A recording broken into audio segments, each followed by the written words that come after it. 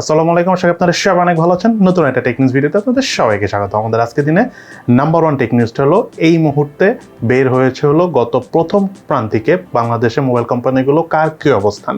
এর মধ্যে নাম্বার 1-এ রয়েছে স্যামসাং, নাম্বার 2-তে রয়েছে রিয়েলমি এবং নাম্বার 3-তে রয়েছে হলো ইনফিনিক্স, নাম্বার 4-এ শাওমি এবং নাম্বার 5-এ হলো টেকনো। অপ্পো এবং ভিভো টপ 5-এর মধ্যে নেই এবং বাদ বাকি সব কোম্পানি অর্থাৎ অপ্পো, ভিভো, ওয়ালটন, সিম্ফনি, টুকটাক যত কোম্পানি আছে সব মিলিয়ে 34.2% শেয়ার নিয়ে তারা শেষের দিকে রয়েছে। কিন্তু আমার কাছে খুবই অবাক লেগেছে যে ইনফিনিক্স এবং টেকনো এই দুটো কোম্পানি কিন্তু নতুন এসেও টপ 5-এ জায়গা করে নিয়েছে। সো আমরা ডে বাই ডে নতুন কোম্পানি আসবে, তারা সামনের দিকে জায়গা দখল করে নেবে, এটাই চাই। কারণ যত নতুন কোম্পানি আসবে তত কম্পিটিশন হবে, মোবাইল কোম্পানিগুলো ভালো জিনিস দেওয়ার ট্রাই করবে। সো আমি থামস আপ জানাচ্ছি এবং কনগ্রাচুলেশন জানাচ্ছি হলো ইনফিনিক্স, টেকনোকে এবং সেই সাথে রিয়েলমিকে আমি কনগ্রাচুলেশন জানাচ্ছি বিকজ তারা সেকেন্ড পজিশনে রয়েছে। তবে অপ্পো, ভিভোর জন্য খারাপ লাগতেছে, ইভেন শাওমির জন্য খারাপ লাগতেছে বিকজ আমি কখনো এক্সপেক্ট করি নাই শাওমি নাম্বার 4-এ চলে যাবে। যাই হোক, আমাদের এরপরে টেক নিউজটা হলো রিসেন্টলি অ্যাপেলের যে iWatch অর্থাৎ iWatch 8 আর কি, যেটা বের হবে এই সেপ্টেম্বর বা অক্টোবরের দিকে, সেই iWatch 8-এর ল্যাব টেস্টে একটা ইনফরমেশন লিকস হয়। সেটা হলো এই iWatch-এ যদি কারো শরীরে জ্বর থাকে, এই iWatch-টা বুঝিয়ে দিবে যে আপনার শরীরে জ্বর রয়েছে। কারণ আপনারা সবাই জানেন যে 2020 সালে যে করোনা ভাইরাস এসেছে, 2021-এ আমরা অনেক করোনা ভাইরাসের আক্রমণও দেখেছি, সেইখানে কিন্তু অনেক মানুষেরই জ্বর হতো বা আমাদের পৃথিবীব্যাপী কিন্তু অনেক জ্বর হতো। সো জ্বর মাপাটা একটা বড় বিষয় দাঁড়িয়েছে এবং অনেক সময় আমরা বুঝিও না শরীরে জ্বর হয় কিনা, কারণ আপ অ্যান্ড ডাউনও থাকে অনেক সময় শরীরের টেম্পারেচার। সো এই অ্যাপেলের iWatch 8 যে ইউজ করবে তার শরীরে জ্বর কখন আসছে যাচ্ছে সেটা সম্পূর্ণটাই বোঝা যাবে। সো এইটা একটা নতুন টেকনোলজি, যদিও টেকনোলজিটা আগে ছিল, বাট সম্পূর্ণভাবে এটা যখন অ্যাপেল নিয়ে আসবে হতে পারে যে এটা পারফরমেন্সটা অনেক অ্যাকুরেটলি কাজ করবে, যেটা আমরা এর আগের ওয়াচগুলোতেও খুব একটা অ্যাকুরেটলি কাজ করতে দেখিনি কোনো কোম্পানিরই। দেন এরপরে টেক নিউজটা হলো নাথিং ওয়ান ফোন এবং তার পাশাপাশি নাথিং ওয়ানের যে এয়ারবাডসটা আছে, দুটো মিলিয়েই ইউরোপ মার্কেটে লঞ্চ হতে যাচ্ছে। তার একটা প্রাইসের লিক্স পেয়েছি। সো সেই লিক্স অনুযায়ী যেটা আমরা দেখতে পেলাম যে নাথিং ওয়ান ফোনটা কেউ যদি 8GB 128GB স্টোরেজের পাশাপাশি ইয়ারফোন সহ নেয় তাহলে প্রাইস পড়বে হলো 470 ইউরো, অর্থাৎ প্রায় বাংলাদেশি টাকায় 55,000 টাকার মতো। আর 12GB 256GB স্টোরেজের প্রাইস পড়বে হলো 550 ইউরো, অর্থাৎ বাংলাদেশি টাকায় প্রায় 65 থেকে 70,000 টাকার কাছাকাছি। যদিও এই প্রাইসটা ইন্ডিয়ায় যখন লঞ্চ হবে তখন কিন্তু এত প্রাইস থাকবে না। বাট একটা ব্যাড নিউজ হলো এই নাথিং ফোনটাও ইন্ডিয়ার জন্য এক ধরনের ভেরিয়েন্ট আসবে এবং ইউরোপ বা আদার্স কান্ট্রির জন্য আরেকটা ভেরিয়েন্ট আসবে। সো ইন্ডিয়ান ভেরিয়েন্টের দাম যেহেতু কম হবে, তার মানে কোয়ালিটিও কিন্তু ড্রপ করার চান্স রয়েছে ইন্ডিয়ান ভেরিয়েন্টের। এদিকে অপ্পোর তরফ থেকে একটা লিক্স পাওয়া গেছে, সেটা হলো অপ্পো দুটো ফোল্ডেবল ফোন নিয়ে কাজ করতেছে। একটা একটু ছোট কম্প্যাক্ট সাইজের, একটা হলো normal as user folding phone. সম্ভবত এই বছরের শেষে বা আগামী বছরের শুরুর দিকে আমরা সেই ফোল্ডিং ফোনগুলো দেখতে যাবো।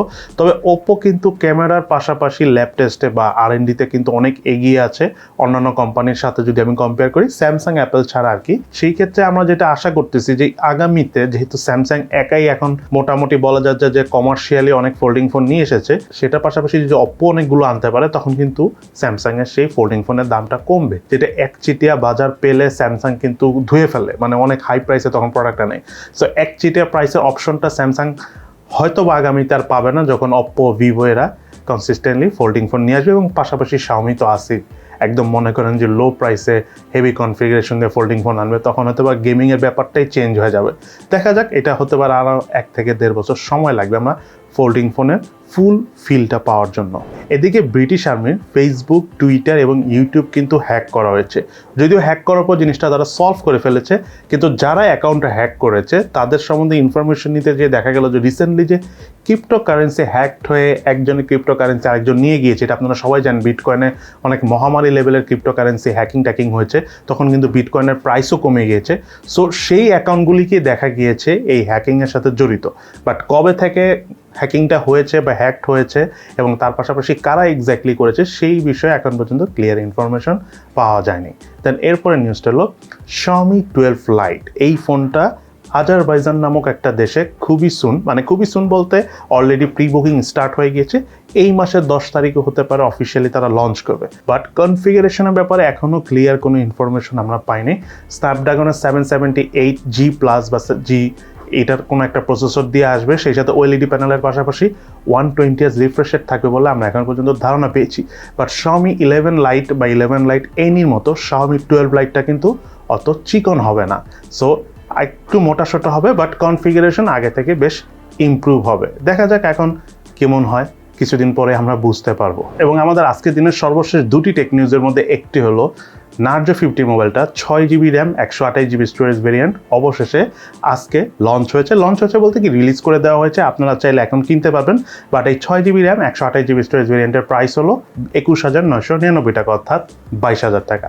সো আপনারা চাইলে 22,000 টাকা দিয়ে Narzo 50 6GB RAM 128GB storage ভেরিয়েন্টটা কিনতে পারবেন। তবে আপাতত যতদূর আমরা জানি দারাজে এই ফোনটা হয়তো বা পাওয়া যাবে না, আপনাদের নর্মাল যে রিয়েলমির অফিসিয়াল স্টোর রয়েছে সেখান থেকে আপনারা এই ফোনটি কিনতে পারবেন। দেন আমাদের আজকে দিনের সর্বশেষ নিউজটা হলো খুবই ইন্টারেস্টিং, সেটা হলো মোবাইল কোম্পানিগুলো অনেকদিন ধরেই তাদের ইন্টারনেটের উপর, অর্থাৎ মোবাইলে যে আমরা ইন্টারনেটটা ইউজ করে থাকি সেটার উপর 5% ভ্যাট ছিল, বাট তারা অনেকদিন ধরেই গভর্নমেন্টকে বলেছিল বা রিকোয়েস্ট করছিল সেটা জন্য 15%-এ উন্নীত করা হয়। সো 15% ভ্যাট করলে তারা কিছু ট্যাক্স রিফান্ড পাবে। সো সেসব ফাইন্যান্সিয়াল ব্যাপার আমি যাব না, যেটা মূল কথা হলো 5% ভ্যাটের থেকে 15% ভ্যাট করার কারণে আলটিমেটলি ইন্টারনেটের প্রাইস বেড়ে যাবে। এবং আরেকটা আপনাদেরকে মজার জিনিস বলি, যদি কখনো একটা প্রোডাক্টের দাম হয় 100 টাকা, তার উপর ভ্যাট যদি হয় 115 টাকা, 15% ভ্যাট হলে তো হওয়ার কথা 115 টাকা, তাই না?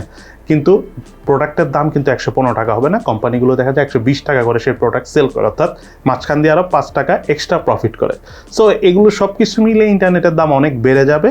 এখন দেখা যাক কেমন প্রাইসে কেমন প্যাকেজ মোবাইল কোম্পানিগুলো অফার করে, এইটাই এখন দেখার বিষয়। সব কিছুর দাম যেভাবে বাড়তেছে, মোবাইলের দাম, ইন্টারনেটের দাম, সিমের দাম অবশ্য বাড়েনি, বাট নেটওয়ার্ক রিলেটেড অনেক প্রবলেম বেড়ে যাচ্ছে। আগামীতে আশা করি এগুলি সব সলভ হয়ে একটা গুড সলিউশনে আমরা দেখতে পাবো সব কিছু। সো আজকে তাহলে এই পর্যন্ত, সবাই ভালো থাকেন, সুস্থ থাকেন, ইনশাল্লাহ দেখা হবে ফিউচারে।